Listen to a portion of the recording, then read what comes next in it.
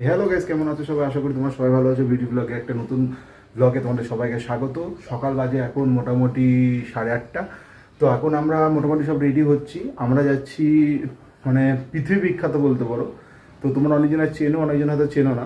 আমরা যেমন বাবার ভূমি হিসেবে কেদারনাথকে আমরা যেমন চিনি, অমরনাথ, তুংনাথ যেমন আমাদের কাছে সব থেকে মানে বাবার যেগুলো স্থান বলা যায়, তার মধ্যে আরেকটি উল্লেখযোগ্য স্থান হচ্ছে আমাদের পশ্চিমবাংলার জামালপুর, যেটা পারুলিয়া জেলায় পারুলিয়ায় অবস্থিত। পারুলিয়া থেকে একটুখানি একটা পূর্ব বর্ধমানের অন্তর্গত।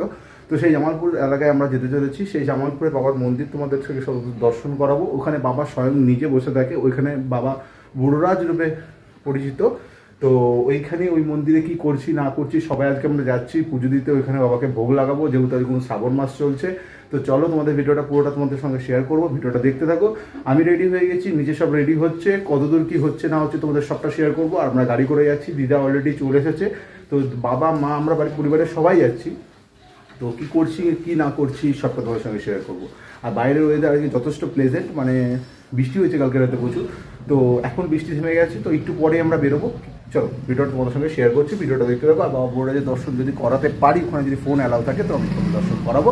বাট মন্দিরটা তোমাদের সঙ্গে আমি শেয়ার করবো, কি ভোগ লাগাচ্ছি, কি করছি না করছি সবটা তোমাদের সঙ্গে শেয়ার করবো। চলো আমরা রেডি হয়ে গেছি, তো এবার বেরোবো।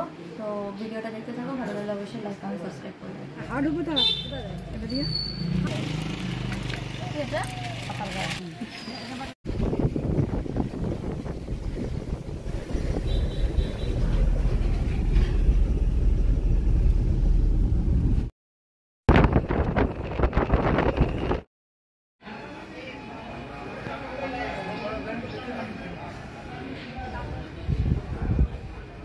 এটা বাবার ভোগ গৃহ, এখানে ভোগ রান্না হবে। তো ভোগের পুজোটা দেরি হয় যেহেতু, তার জন্য আমাদের পুজো দেওয়া হয়ে গেছে অলরেডি। তোমাদের বাবাদের দর্শনও করে দিয়েছি। তো এটা হচ্ছে মন্দিরের পুরো টোটাল আউট ভিউ, তোমাদের সঙ্গে শেয়ার করছি আমি, দেখতে থাকো। বাবা মেনলি এই বাবার দেখবে আমি তোমায় দেখিয়েছি নিশ্চয়ই, ঘরের 4-5টা পাকা, উপরটা কিন্তু খড়ের ছাউনি। তো এটা বাবার মন্দিরের এইটাই হচ্ছে মানে একটা নিদর্শন যে বাবা সব দিকটা পাকা করার আদেশ আছে এই মন্দিরের, বাট উপরটা নয়, উপরটা খড়ের চালি সারা জীবনই থাকবে। তো এই হচ্ছে মন্দিরের আউটপুট, তোমাদের সঙ্গে শেয়ার করছি। তাছাড়া এইখান দিয়ে তোমার হচ্ছে চরণামিত্র এইগুলো এইসব বেরোয়। তো চরণামিত্র এই যে এখান দিয়ে তুমি নিতে পারবে। তাছাড়া ভেতর থেকেও তোমরা সংগ্রহ করতে পারবে চরণামিত্র।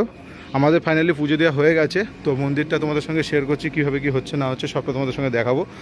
আশা করি ভিডিওটা তোমাদের ভালো লাগছে, তো দেখতে থাকো।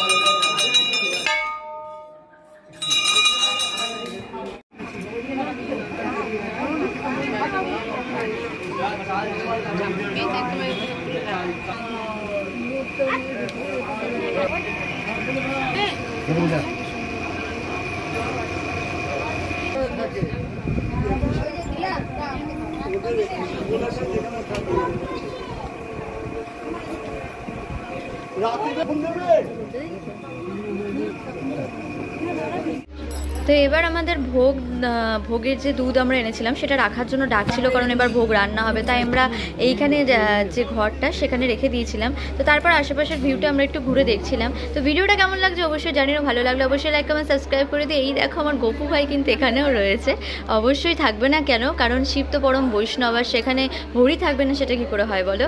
তো দেখো ভিডিওটা তোমরা কেমন এনজয় করছো সেটা আমার সাথে শেয়ার করো, কমেন্ট বক্সে অবশ্যই জানিও।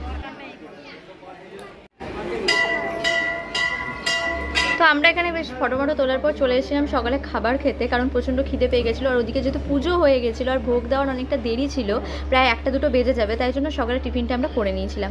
আর এখানে ছেঁড়া পরোটা আর আলুর তরকারি মিষ্টি এসব খেয়ে আবার আমরা চলে এসেছিলাম মন্দিরে। তো মন্দিরে পুজো দেওয়া হয়ে গেছে, এবার খাওয়া দাওয়া কমপ্লিট। এবার ভোগ রান্না হয়ে গেলে, ভোগ লেগে গেলে তারপরে আমরা এখান থেকে বেরিয়ে যাবো। আশা করি তোমাদের ভিডিওটা ভালো লাগছে। তো ভিডিওটা প্রথম থেকে শেষ অবধি দেখতে পাবো।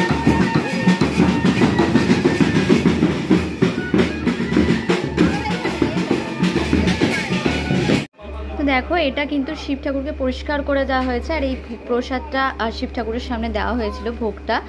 আমাদের ভোগটা তখনও কিন্তু দেওয়া হয়নি, কারণ তখনও রান্না হয়নি, আর ঘড়িতে কিন্তু প্রায় 1টা বেজেই গেছিলো। তো আমরা এখানে ঠাকুরটাকে আরেকবার দেখতে এসেছিলাম ভেতরে, কত সুন্দরভাবে সাজানো হয়েছে। এখানে কিন্তু নতুন করে 12টার সময় যে পুজোটা হয় সেই পুজোটা এবার বসবে।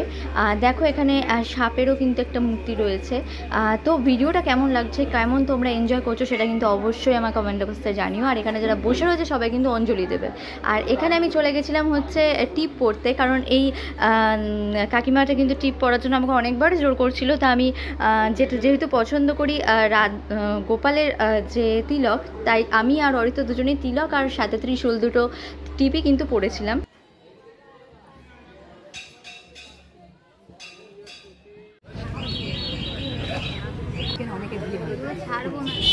আমাদের তো খাওয়া হয়ে গেছিলো, তো মা আর ভাই অনেকটা লেটে খাবে বলেছিল, তো ওদেরকে নিয়ে আমরা আবার দোকানে এসেছিলাম, আর ওরা পরোটা খাচ্ছিল, সাথে দই মিষ্টি এগুলোও খেয়েছে। আর এই দেখো আমাদের ভোগের মেন 10 কেজি দুধের প্রসাদ, আর এটা আমরা বাড়ি নিয়ে এসেছিলাম। ব্লগটা এই পর্যন্তই ছিল, তোমাদের ভোগ দর্শন করে দিয়েছি। ভোগ আমাদের এখনই পেলাম আমরা, ঘড়িতে মোটামুটি এখন প্রায় 2টো বাজে চলছে।